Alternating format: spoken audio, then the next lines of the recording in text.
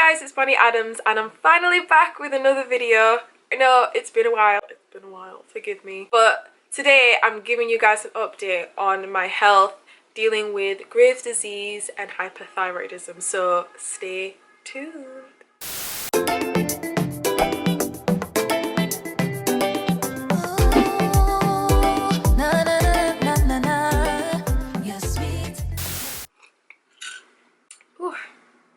So happy to be making this video. I know it's been a long time since I've made an update on my Graves' disease, but guys, let me tell you, I received so many messages, so many comments, so many emails just asking how I am, and that's to be expected because I just have not talked about my Graves' disease. So do I still have Graves' disease? I do still have Graves' disease. I did go into some depth about what this all means, what it is, how it affects your body in my last video, so definitely go and check out that video before watching this one.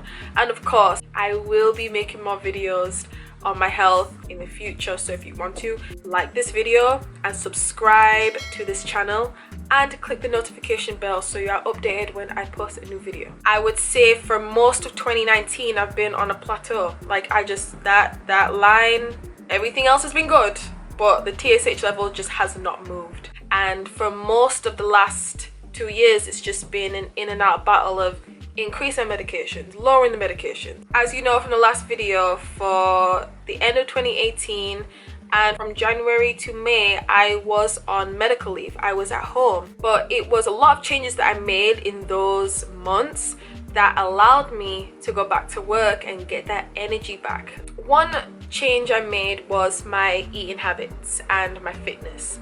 If you do a lot of research into autoimmune conditions, a lot of people say that it starts with your gut. If you rejuvenate how your stomach lining is getting the nutrients and everything out of the foods that you put in your body, the good foods that you put in your body, then that will in turn transform the way that you deal with any health issues that you have. For me, that was getting rid of dairy, getting rid of gluten, sugar and caffeine. Man, when I tell you, this was so hard to do. Like, my body went through withdrawals because caffeine is a drug. I'm from England. We love our tea. I love my tea. Now, I don't think caffeine is the root problem of my health issues, as I've explained, but it's not helping. So I cut out caffeine cold turkey. I cut out dairy cold turkey. I love my cheese. Cut out milk. I cut out a lot of bread, a lot of wheat products that is high in gluten. I cut them all out like January 2019. If I didn't know what ingredient was on the food label, then I either would just not eat it at all. After researching that ingredient was not making sense and how it benefited my body, I would not eat it. That helped for a few months, and I honestly do think it worked. Like, when I was going for my blood results every month, it was improving. After a while, it started to mentally get to me. Now that I cut all of these things out of my diet, I became an extremely picky eater.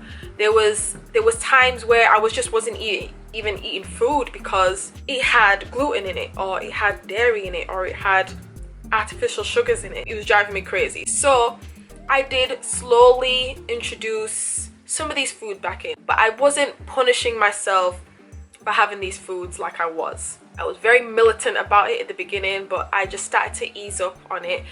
And as I started to introduce some foods back into my diet, I was able to kind of see how they was affecting me. With hyperthyroidism, you know your metabolism is high, so you're breaking down these foods, you're losing weight, you're eating away at your muscles much faster than someone who does not have this kind of disorder. I was still cutting out a lot of the calories that I would have got from the dairy and the cheese and the gluten and all of this, so I had to find a way to supplement that back. I decided to have a protein supplement that is particularly geared to gain more weight. The protein supplement that I have is Naked Mass from Naked Nutrition. They are known for organically sourcing their ingredients and simplifying the ingredients. I will provide that link down below so you can do your own research and check that out yourself. But I say that to say this protein supplement was gluten-free, it does have sugar in it and it does have some dairy. So this was the exception that I made in my diet when it came to dairy. I was adding essentially 2,000 calories to my daily diet by doing this, and I saw a massive change.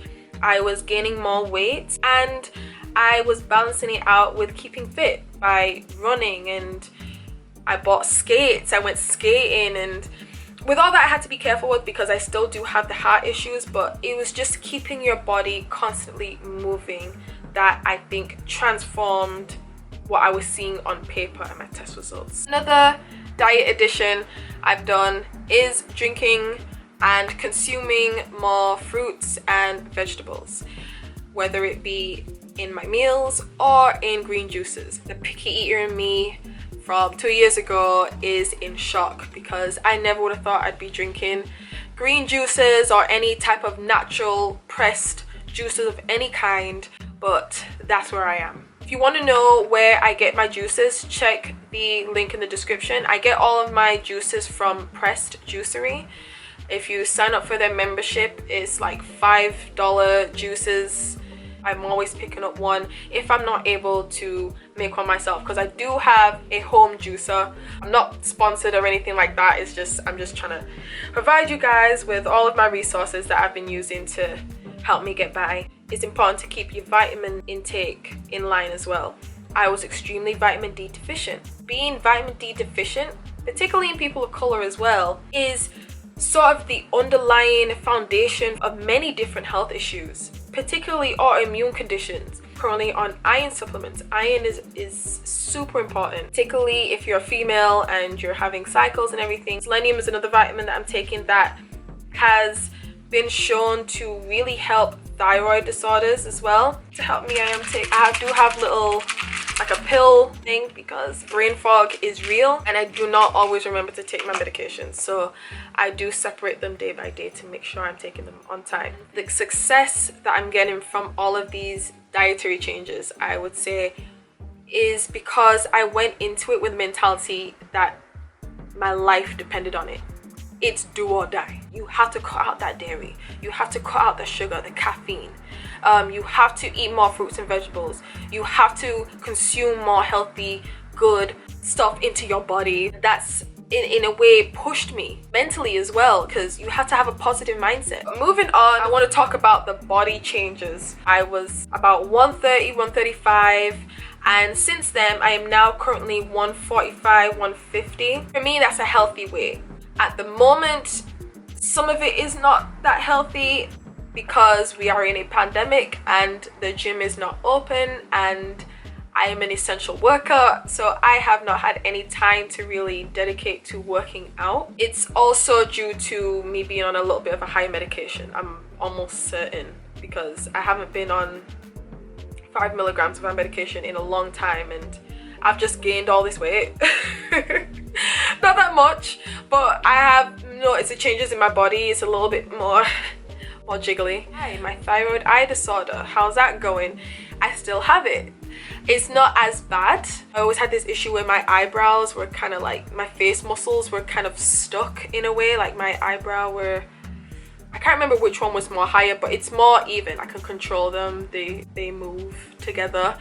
My bulgy left eye is not as bulgy, but it's still a little bit bulgy. I am due to get that checked up soon because it is annoying. I still do deal with the dry eyes. I've been dealing with this ongoing back pain along the upper part of my spine, across my shoulders, and the pain just radiates from around there. I've seen a chiropractor about it. I've had massage therapy. I'm currently seeing an orthopedic doctor about it, and I'm having physical therapy as of recent. I just find a hard time believing that it's not connected with my thyroid disorder. I've asked all of my doctors, like, is my back pain and this slight scoliosis that my doctor is seeing, is it connected with my thyroid disorder? Because I've never ever had back pain before. I've always been active, I've always been in sports. Where has this come from all of a sudden? And hopefully the physical therapy will work. So I get really crazy bouts of anxiety in the form of a thyroid flare. It's so weird to describe. For instance, when this COVID outbreak started, I was so stressed. I have this disorder and I'm an essential worker, which means I'm potentially exposing myself to this virus, and with nobody knowing how it manifests itself, I did not know how it would manifest if I was to contract it. So as much as I was okay on the outside, the inside of my mind was chaos, thinking about all the negative things that can happen if I was to get it. Even though my doctor said I was fine, as far as me dealing with this condition and COVID, it still was part of the unknown. I could not get up out of bed. My body was aching. I had extreme headaches. My eye was a little bit more bulgier than normal. Everything was just out of whack. And I had to spend a few days at home just to relax. I was having heart issues. My heart was beating out of my chest. I was having palpitations. I was getting short of breath. I was losing weight again. Like, these are the flares that would come on and off throughout the last year and a half. But this was the first time I'd seen it come back the way it did. My thyroid levels are still plateaued. They're still the same, but my anxiety just kind of brings all of my symptoms back out of nowhere. That time that I spent at home when I first was diagnosed, in that first year I was diagnosed, really helped me get a handle on how to calm my mind, a more positive state of mind. So I've been able to handle my anxiety that way. Another update is my hair. As you can see, I am coming to you looking a little bit different. I've got locks now. That is another story for another video. But with that said, I know I was dealing with a lot of hair loss and a lot of breakage that I do not deal with anymore. For most of 2019, I had, my little fro. You've got my edges back. As you can see, they are growing in very nicely. Right here and right here. Over the last few months since I've had my locks, my edges have grown in a lot faster. I think that's just because of my hair routine. As I said, another video. One thing I do still deal with is the scalp issues. Seborrheic dermatitis. I do have a special shampoo and a special topical medication that I put on when I go through those flares. But I do have it controlled. It's nowhere near as bad as it used to be. My endocrinologist is currently assessing me for the last 6 weeks. I'm due for my next visit very soon to talk about the next steps, because I've been on the medication and I have not been in remission at all since being diagnosed, and 2 years is usually the marker from taking this medication. It can have an effect on your liver and kidneys. They do consider it a more final, a more conclusive treatment option, and for me that would be a thyroidectomy. I do not want it. I have expressed in my last video how much I do not want that. I believe I cannot do RAI because of my eye disorder. From previous cases, it can exacerbate that issue, so I know RAI would be out of the question. At the moment, I feel like I still have room, I still have time to do everything in my power to heal my body and work with my body to get to remission. So remission is the goal, but overall I am doing well.